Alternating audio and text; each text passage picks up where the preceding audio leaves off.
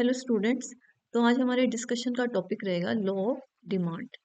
तो इसमें जो वर्ड है ये डिमांड, पहले हम इसको समझ लेते हैं। इकोनॉमिक्स की लैंग्वेज में डिमांड का मीनिंग क्या है कि कोई भी प्रोडक्ट है एक्स, कोई प्रोडक्ट है उसके लिए हमारी क्या होनी चाहिए, डिजायर होनी चाहिए। और प्रोडक्ट के लिए हमारे पास रुपए होने चाहिए और हम वो जो रुपए हैं उस प्रोडक्ट पर खर्च कर देते हैं। तो वो क्या कहलाएगी, वो डिमांड कहलाएगी। मीन्स डिमांड के लिए क्या होना जरूरी है, प्रोडक्ट के लिए डिजायर, उस पर खर्च करने के लिए रुपए होने चाहिए और हम उन रुपयों को उस प्रोडक्ट पर खर्च कर देते हैं और प्रोडक्ट तो हमारे पास है, तो वो डिमांड कहलाएगी। और लो ऑफ डिमांड जो है वो क्या स्टेट करता है, अदर थिंग्स रिमेनिंग कांस्टेंट के केस में जब भी किसी प्रोडक्ट की प्राइस इंक्रीज करेगी तो क्वांटिटी डिमांडेड उसकी कम हो जाएगी। और अगर प्राइस पहले से कम होती है तो क्वांटिटी डिमांडेड क्या एक्सपेंड कर जाएगी, पहले से ज्यादा हो जाएगी। और मैंने जहाँ जैसे बोला अदर थिंग्स रिमेनिंग कांस्टेंट, जैसे एक प्रोडक्ट है उसकी डिमांड कोई कंज्यूमर की इनकम भी इफेक्ट करती है, रिलेटेड गुड्स की प्राइसेस भी इफेक्ट करती हैं, गवर्नमेंट की पॉलिसी इफेक्ट करती है, सीजन इफेक्ट करता है, taste preferences and so on, कई फैक्टर्स होते हैं जो इफेक्ट करते हैं।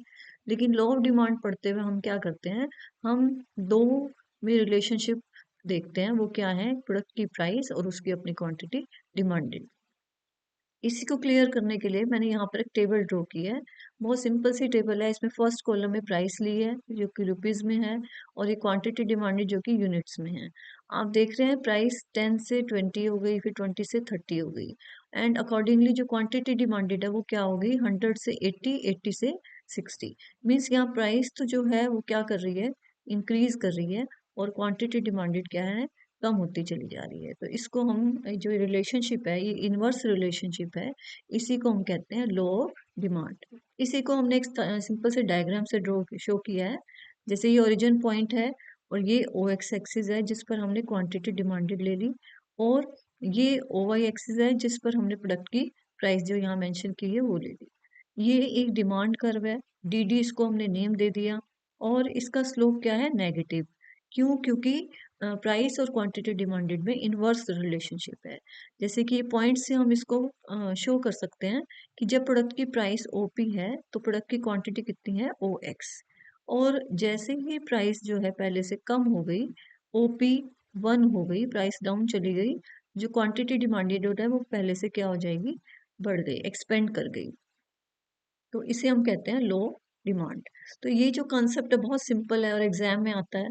तो आप इसको प्रेजेंट करते हुए क्या करें, सबसे पहले तो डिफाइन कर दें कि लो ऑफ डिमांड क्या कहता है। फिर उसके बाद आप उसकी जो मान्यताएं हैं, एजम्पशंस हैं, जैसे कि मैंने बताया कि प्रोडक्ट की अदर प्रोडक्ट्स जो हैं उनकी प्राइसेस, उनको हम कांस्टेंट ले लेंगे, कंज्यूमर की इनकम कांस्टेंट है, गवर्नमेंट की पॉलिसी में कोई चेंज नहीं है, सीजन नहीं बदला, टेस्ट प्रेफरेंसेस नहीं बदले, एक्सपेक्टेशंस जो है फ्यूचर प्राइसेस में चेंज होने की कोई संभावना नहीं है।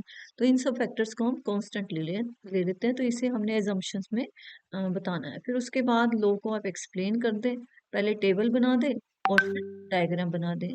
और डायग्राम को जो है एक्सप्लेन कर दें, जैसे ओ एक्स एक्सिस पर हमने क्वांटिटी डिमांडेड ली, ओ वाई एक्सिस पर हमने प्राइस ले ली, डी डी डिमांड कर है, ये इन्वर्सली स्लोप्ड है क्योंकि क्वांटिटी की जो प्रोडक्ट है जो उसकी प्राइस और क्वांटिटी में नेगेटिव रिलेशनशिप